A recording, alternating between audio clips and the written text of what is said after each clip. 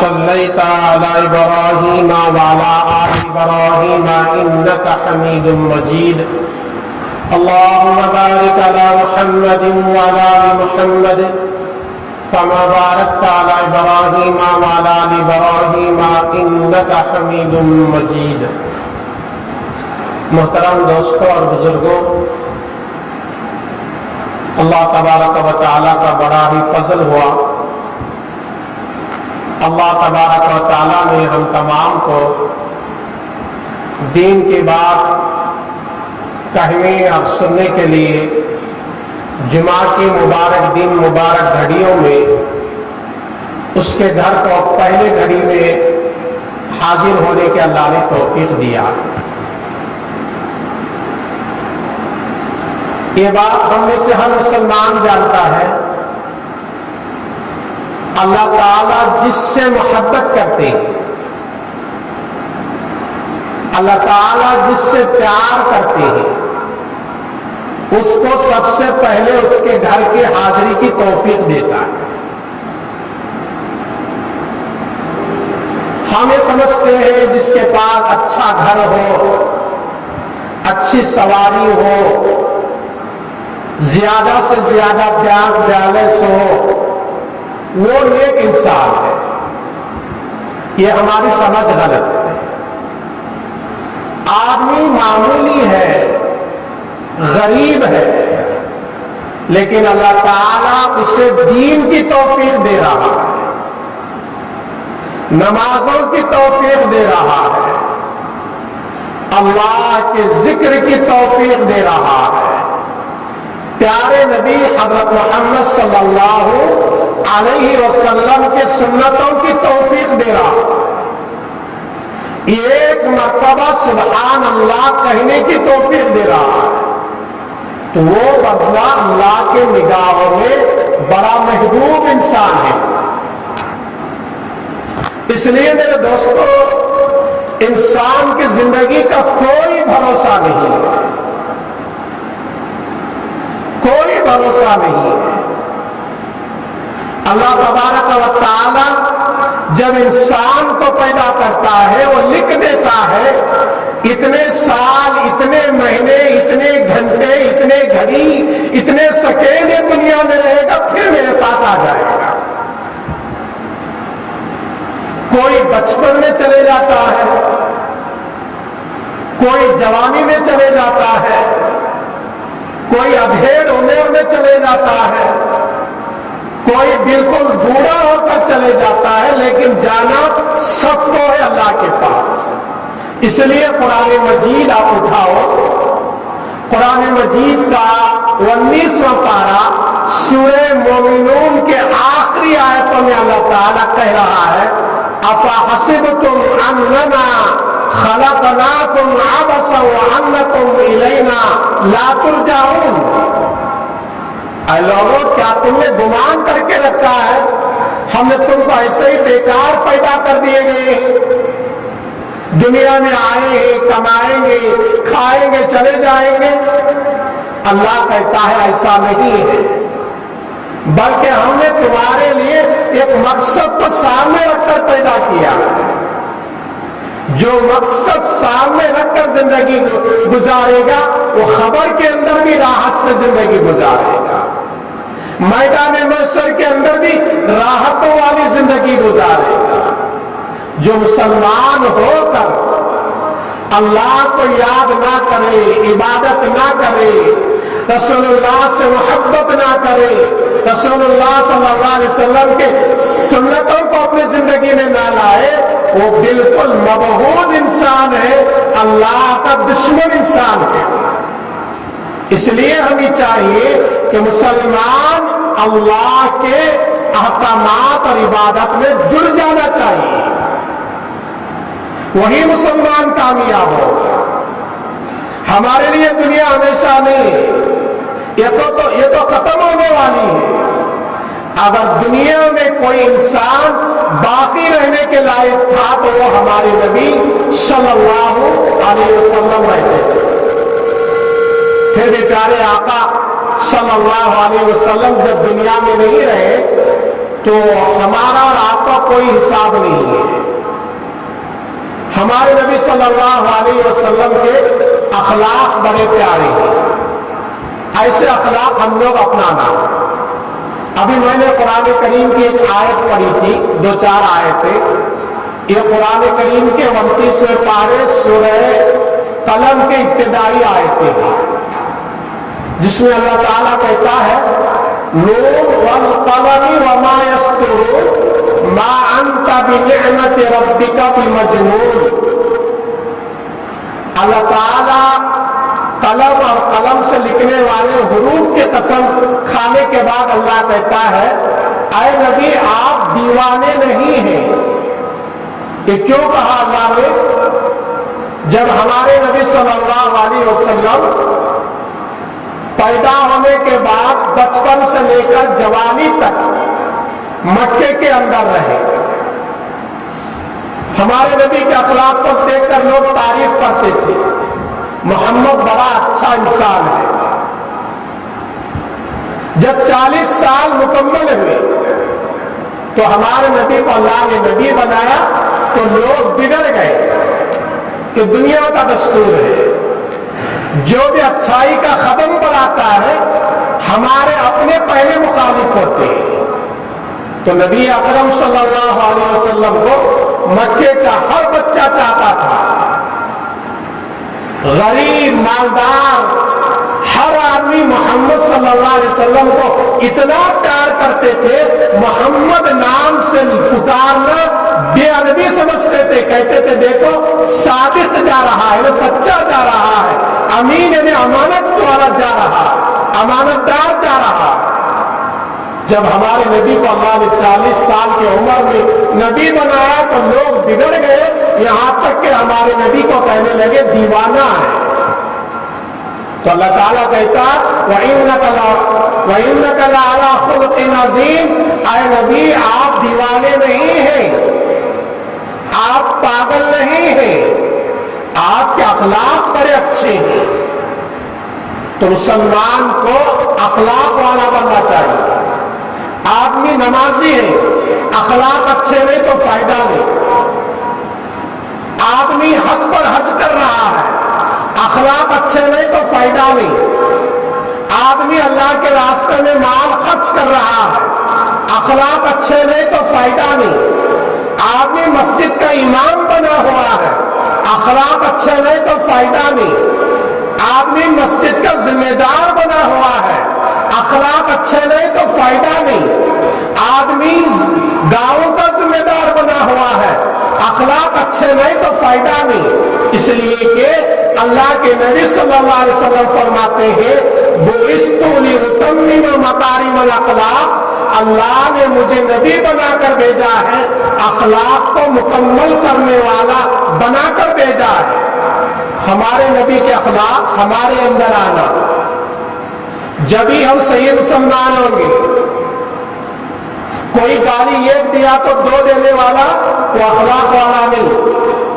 ایک مارنے والے کو ہم 2 مارنے والے اخلاق والے نہیں. نبی کو مکے کی گلیوں میں کیا کہا گیا؟ دیوانہ کہا گیا، پتھروں سے مارا گیا. جب میرے نبی طائف کو گئے، مکہ چھوڑ کر طائف کو گئے، تو طائف والوں نے میرے نبی کا استقبال نہیں کیے، پتھروں کی بوجھار کر دیے. میرے نبی کو اتنے پتھر سے مارے گئے کہ میرے نبی جو پیر میں چمڑے کے ساکس پہنے تھے وہ پورے بدن کا خون آ کر وہ ساکس میں جم گیا، وہ چمڑے کے جوتے میں جم گیا. خون سے بہتے ہوئے میرے نبی اپنی بیٹی فاطمہ کے گھر آئے. بیٹی فاطمہ روتے ہوئے پوچھنے لگی ابا جان کہاں گئے تھے، یہ آپ کو کس نے مارا ہے؟ میرے نبی کہنے لگے بیٹی فاطمہ مکے والے دین کی بات نہیں سن رہے تھے، اس لیے میں طائف گیا تاکہ وہاں کے لوگ دین کی بات سنیں، نیک انسان بن جائے، جہنم سے جانے سے بچنے سے بچ کر جنت میں جانے والے بن جائے. لیکن طائف والوں نے مجھے اتنا مارا ہے میرے بدن سے خون جاری ہو گیا.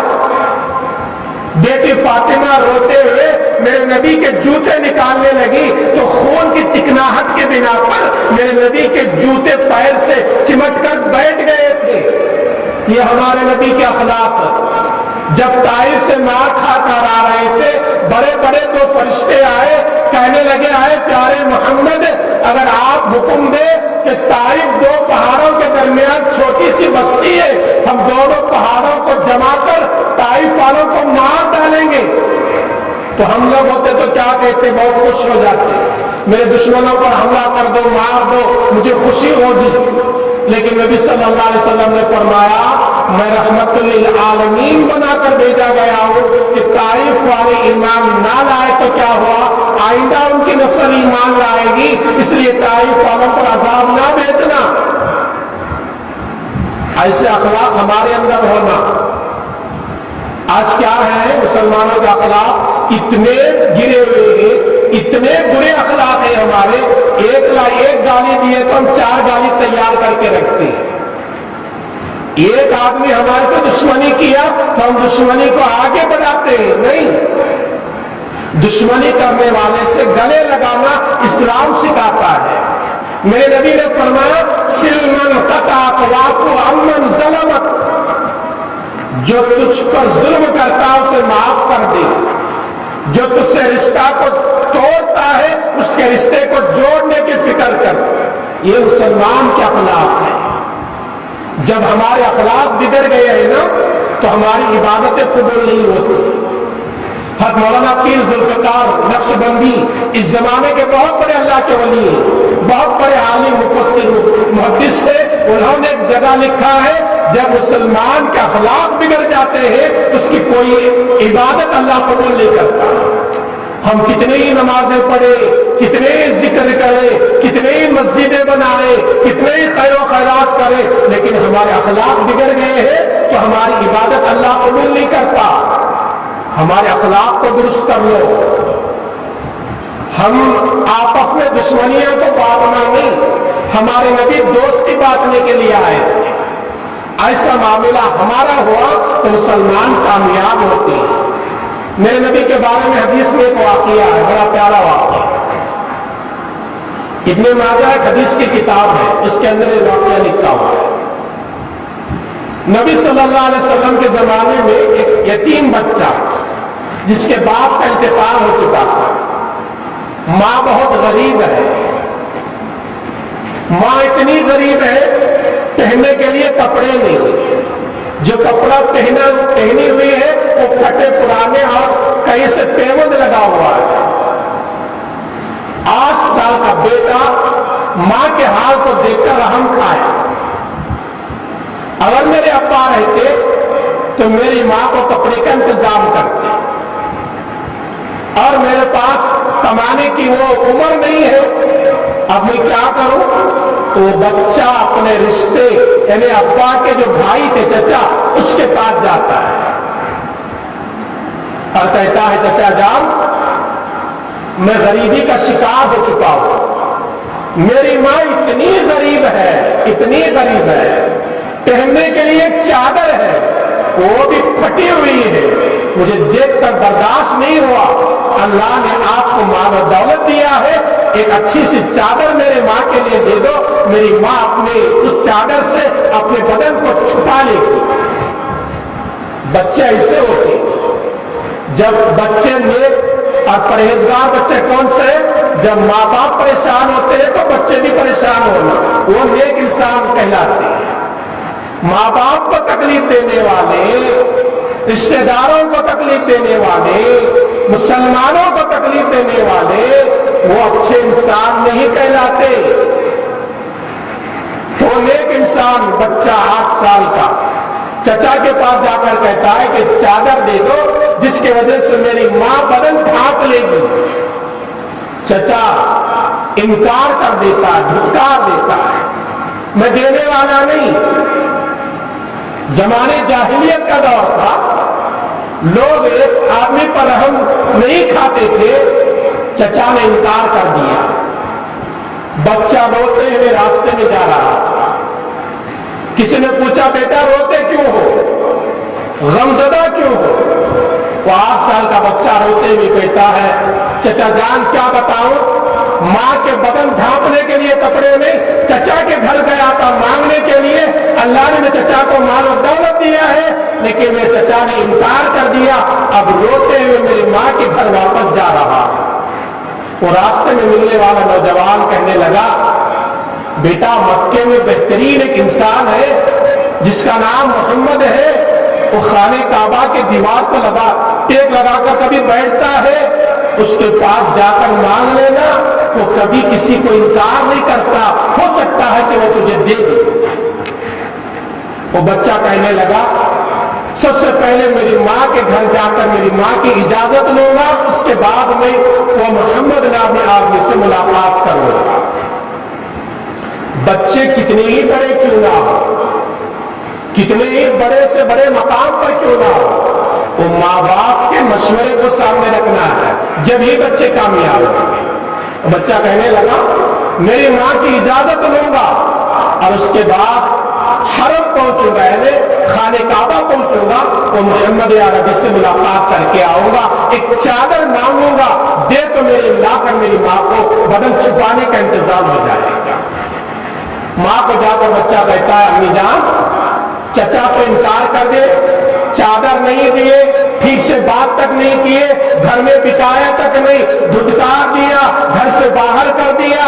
میں واپس راستے میں آ رہا تھا، کسی نے بتایا کہ مکے کے اندر خانہ کعبہ کے دیوار کو ایک نوجوان ٹیک لگا کر بیٹھتا ہے، وہ سہاروں بے سہاروں کا سہارا بنتا ہے، یتیموں کے سر پر ہاتھ پھیرتا ہے، میں جا کر اسے ایک چادر مانگ کر لاؤں گا، وہ بھی تیرے لیے۔ ماں کہنے لگی بیٹا وہ محمد بہت بڑا جادوگر ہے، جو بھی اس سے جاتا ہے بات کرتا ہے لوگ اس کے ہو جاتے ہیں، اس سے کبھی ملاقات نہیں کرنا۔ بیٹا کہنے لگا امی میرے دین کو میں نہیں چھوڑوں گا، میرے عقیدے کو میں نہیں چھوڑوں گا، صرف جا کر وہ محمد سے بات کر کے آؤں گا، چادر دیا تو لے کر آؤں گا، میں اس کے دین قبول نہیں کروں گا۔ ماں سمجھا کر بھیجتی ہے بیٹا چلے جا، اس کی باتوں میں نہیں آنا، وہ بڑا جادوگر ہے، وہ دیوانہ ہے، لوگوں کو اپنا بناتا ہے اپنے جادو کے زور پر۔ وہ بچہ کہتا ہے ماں جاؤں گا، چادر مانگ کر لاؤں گا، اس کے باتوں میں نہیں آؤں گا۔ وہ بچہ آج جہاں خانہ کعبہ ہے اسی جگہ پیارے نبی دوپہر کے دھوپ میں دیوار کو آرام لگا کر ٹیک لگا کر آرام کر رہے تھے۔ وہ بچہ آتا ہے اور آواز لگاتا ہے چچا محمد میں آپ سے ایک بھیک مانگنے کے لیے آیا ہوں، میں مکے کے اندر بہت سارے لوگوں سے آپ کی تعریف سنی ہے، آپ اخلاق والے ہیں، میری ماں کو ایک چادر کی ضرورت ہے، آپ چادر دے دیتے ہو تو میری ماں کا بدن ڈھک جائے گا اور میرے دل کو خوشی ہوگی۔ کیا آپ چادر دو گے؟ لیکن چادر مانگنے سے پہلے میں یہ کہتا ہوں میں تمہارا دین قبول کرنے والا نہیں، میں تمہارا کلمہ پڑھنے والا نہیں، میں تمہارے گھر آنے والا نہیں، تمہارے اسلام میں داخل ہونے والا نہیں، اگر یہ منظور ہو تو چادر دو ورنہ واپس چلے جاؤں گا۔ نبی اکرم صلی اللہ علیہ وسلم مسکرائے اور اس بچے کو دیکھ کر کہنے لگے دل میں کتنا چالاک بچہ ہے، اپنے دین کو چھوڑنے کے لیے تیار نہیں، چادر مانگنے کے لیے آیا ہے اور چادر بھی عزت پر مانگ رہا ہے۔ اگر اسلام قبول کرنے کی دعوت دو گے میں تمہارا اسلام قبول نہیں کروں گا، چادر دینا ہو تو دے لو ورنہ واپس کر دو۔ حضور اکرم صلی اللہ علیہ وسلم کے اخلاق دیکھو، نبی صلی اللہ علیہ وسلم نے یہ نہیں دیکھا یہ مانگنے والا میرا اپنا رشتہ دار ہے یا غیر ہے، یہ مانگنے والا مسلمان ہے یا غیر ہے، یہ نہیں دیکھے میرے نبی۔ فرمایا کہ جو چادر میرے نبی اوڑے ہوئے تھے وہ چادر اٹھا کر بچے کے حوالے کر دیا اور کہنے لگے بیٹا جاؤ، یہ چادر تمہارے بدن تمہارے ماں کے بدن ڈھکنے کے کام آئے گی، یہ لے کر جاؤ۔ یہ چادر لے کر وہ بچہ آتا ہے، ماں پوچھتی ہے کہیں تو محمد جادوگر ہے، اس کے اخلاق کو دیکھ کر کبھی اس کے اسلام میں تو داخل ہونے کا ارادہ نہیں کیا؟ تو بیٹا کہنے لگا اے امی جان کیا بات کرتے ہو، وہ اتنے اخلاق کے مالک ہے، مجھے دیکھ کر مسکرایا میرے سر پر ہاتھ پھیرا، میرے لیے دعائیں دی اور اپنی پہنی ہوئی چادر اٹھا کر تمہارے لیے دیے ہیں۔ بہت اچھے اخلاق والے ہیں، ان سے محبت کرنا چاہیے۔ وہ بچے کی بات سن کر وہ ماں بھی تیار ہو جاتی ہے، چلو وہ کون محمد جس کے بارے میں لوگ دور دور سے کہتے ہیں وہ جادوگر ہے، وہ دیوانہ ہے، وہ پاگل ہے، وہ برا انسان ہے، ہم اس سے ملاقات کرنے کے لیے آئیں گے۔ بچے کے ساتھ میں چادر لے کر وہ ماں بھی آتی ہے، محمد عربی صلی اللہ علیہ وسلم سے آ کر ملاقات کر کے اسلام قبول کر لیتی ہے۔ یہ ہمارے نبی کے اخلاق ہے۔ ایسے اخلاق ہمارے اندر آ جانا جب ہی ہم مسلمان کامیاب ہوتے ہیں۔ ہمارے اخلاق بگڑ گئے تو ہماری جتنی بھی عبادت ہو، روزہ، زکات ہو، یہ سب کام میں مل جاتے ہیں۔ اس لیے اچھے اخلاق پیدا کرو۔ اخلاق والا ہی اللہ کا محبوب ہے۔ جو اللہ کا محبوب ہوگا وہ نبی کا محبوب ہوگا۔ جو نبی کا محبوب ہوگا، خدا کی قسم اس کی خبر کی زندگی بھی آرام، خبر کی زندگی بھی آرام۔ ہم نے خبر کو کیا سوچا ہے؟ یہ معمولی گڑھا نہیں۔ جب حدیثیں پڑھتے ہیں نا ہم تو رونا آتا ہے۔ آقا نے فرمایا صلی اللہ علیہ وسلم، خبر آخرت کی منزلوں میں پہلی منزل ہے۔ خبر کے اندر کامیاب ہو گئے تو سب کامیاب، خبر کے اندر ناکام ہو گئے تو قیامت تک، میدان محشر تک، فیصلے حساب کتاب ہونے تک ہمیشہ ناکام ہو جاتا ہے۔ خبر میں کامیاب ہونا تو عبادت کے ساتھ ساتھ ہمارے اچھے اخلاق ہونا۔ ہم نے خبر کیسا دکھ رہا ہے؟ بالکل ایک چھوٹا سا کھڈا ہے، اس سے رشتے دار جا کر دفن کر کے آ جاتے ہیں۔ لیکن نبی صلی اللہ علیہ وسلم کے احادیث بتاتے ہیں وہ خبر جو ہے نیک انسانوں کے لیے جنت کا باغ بن جاتی ہے، جنت کا باغ بن جاتی ہے۔ برے انسانوں کے لیے جہنم کا ایندھن بن جاتی ہے۔ وہ خبر میں جہنم کی آگ بھی جلائی جاتی ہے اگر انسان برا ہے تو۔ اور انسان اچھے عمل کر کے گیا وہ خبر میں جنت کی ہوائیں بھی آتی ہیں۔ ایسے خبر کی تیاری یہ دنیا میں کر کے ہم لوگ جانا ہے۔ خبر کی تیاری کرے بغیر چلے گئے، ایسے ہی زندگی گزار کے چلے گئے، غیروں کی طرح کھائے کمائے جو کچھ کرنا کر لیے چلے گئے تو خبر کے اندر پچھتانا پڑتا ہے۔ اور مسلمان کی زندگی دنیا تک محدود نہیں، یہ تو چند دنوں کے لیے اللہ نے بھیجا ہے۔ ہماری جو اصل زندگی ہے وہ آخرت کی زندگی ہے۔ وہاں کامیاب ہو گئے تو سب کامیاب، وہاں ناکام ہو گئے تو ہمیشہ کے لیے ناکام ہو جاتے ہیں۔ ہم بار بار علماء کے بیانات سنتے ہیں، جہنم کے آگ سے بچنے کے اعمال کرو۔ جہنم کے آگ کو ہم نے کیا سمجھا ہے؟ نبی صلی اللہ علیہ وسلم کی ایک حدیث ہے، جہنم کے دیوار میں اتنا سوراخ کرو جتنا سوئی کا ناکا رہتا ہے۔ سوئی ہم دیکھتے ہیں کپڑے سینے والی، اس کے اندر دھاگا پرونے کے لیے جتنا سوراخ رہتا ہے اتنا سوراخ جہنم کے دیوار میں کسی بھی حصے میں کر دو تو اس کی گرمی سے پوری دنیا کی مخلوق جل کر راکھ ہو جاتی ہے۔ کتنا حصہ؟ ایک آدمی داخل ہونے والا اتنا حصہ نہیں، سوئی کے ناکے کے برابر جہنم کے پورے دیواروں میں سے کسی بھی حصے میں اتنا سوراخ کرے تو پیارے نبی فرماتے ہیں وہ اتنے سوراخ سے اتنی گرمی آتی ہے پوری دنیا کی مخلوق جل کر ختم ہو جاتی ہے۔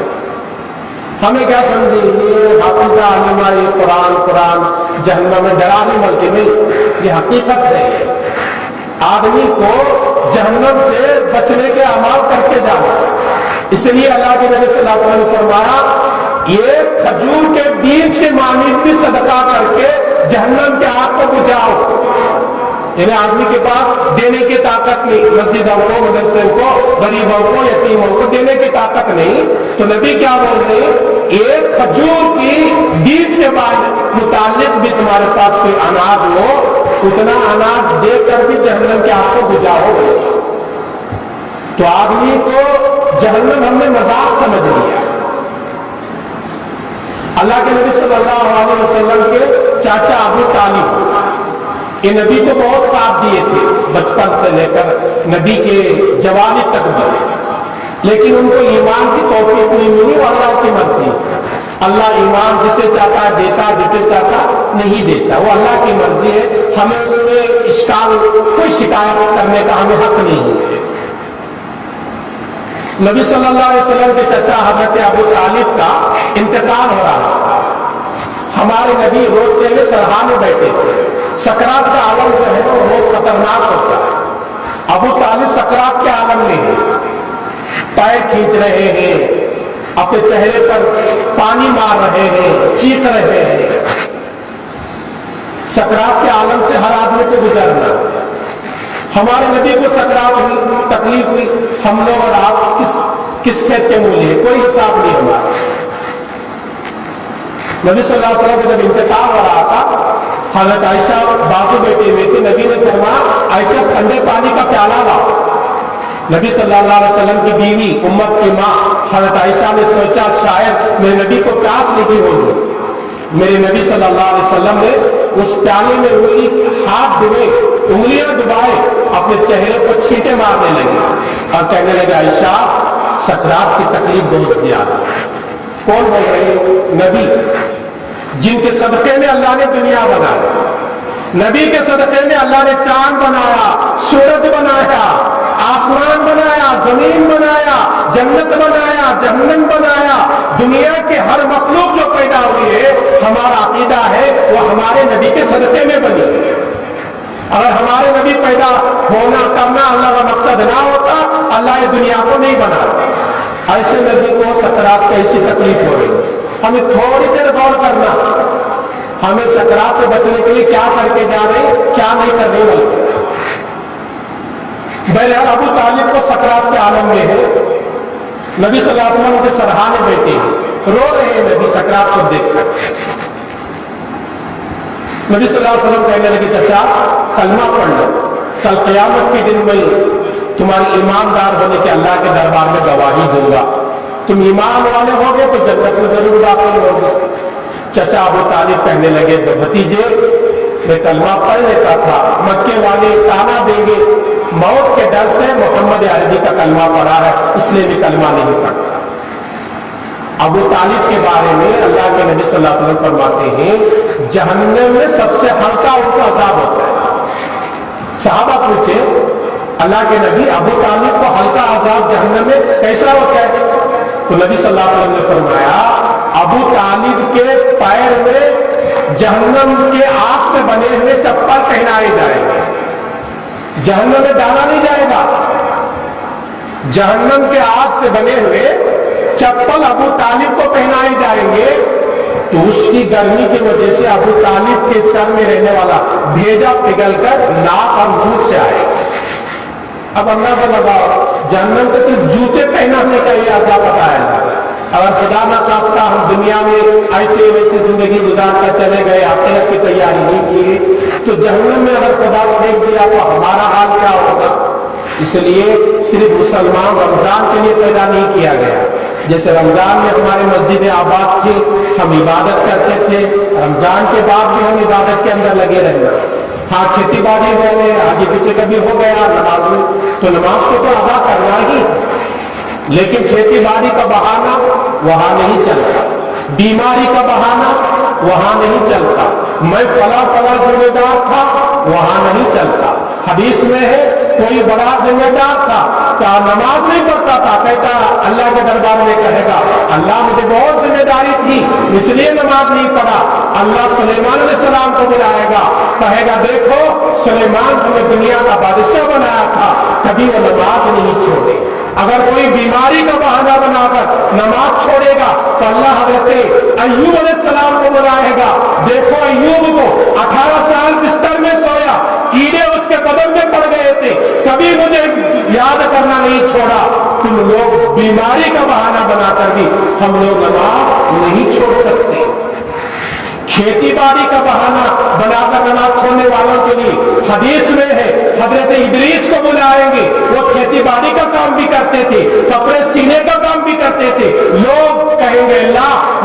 کھیتی باڑی تھی, میرے بال بچے تھے, اس لیے میں عبادت نہیں کیا. حضرت ادریس کو بلا کر لوگوں کو دربار میں اللہ کہیں گے دیکھو ادریس بھی کھیتی باڑی کرتے تھے لیکن میری نماز انہوں نے کبھی نہیں چھوڑی, تمہاری کھیتی باڑی کا بہانہ وہاں نہیں چلنے والا. اس لیے نمازوں کی پابندی کرو, حلال حرام کی تمیز کرنا چاہیے, اور پیارے آقا حضور اکرم صلی اللہ علیہ وسلم کے سنتوں سے محبت کرو. اب سنتوں سے محبت کب پیدا ہوتی ہے؟ ہر دن کم از کم 100 سے لے کر 1000 مرتبہ نبی پر درود پڑھنے کی عادت ڈالو. خالی میں نبی کا عاشق, نبی کو چاہنے والا, یہ بولنے سے کچھ نہیں ہوتا. یہ عادت ڈالو. علماء لکھتے ہیں مولانا پیر ذوالفقار نقشبندی اس زمانے کے بہت بڑے ولی, ان کے ملاقات کے لیے لوگ ترس رہے تھے, پاکستان کے رہنے والے, انہوں نے ایک جگہ لکھا نبی کی محبت پیدا کرنا ہے, نبی کی سنتوں کو اپنی زندگی میں لانا ہے. ایک دن میں صبح سے لے کر شام تک 100 سے لے کر 1000 مرتبہ نبی پر درود پڑھنے کی عادت ڈالو. اللہ خود بخود تم کو گناہوں سے چھڑائے گا اور نبی کا عاشق بنائے گا, نبی کی سنتوں کو زندہ کرنے کی اللہ توفیق دے گا. آئیے اللہ تعالیٰ سے دعا کریں گے, اللہ تبارک و تعالیٰ مجھے بھی, میرے جتنے باتیں سنے ہیں سننے والوں کو اور ساری امت محمدیہ کو اللہ تعالیٰ کہیں سنی ہوئی باتوں پر عمل کی توفیق عطا فرمائے. آمین. السلام علیکم ورحمۃ اللہ وبرکاتہ.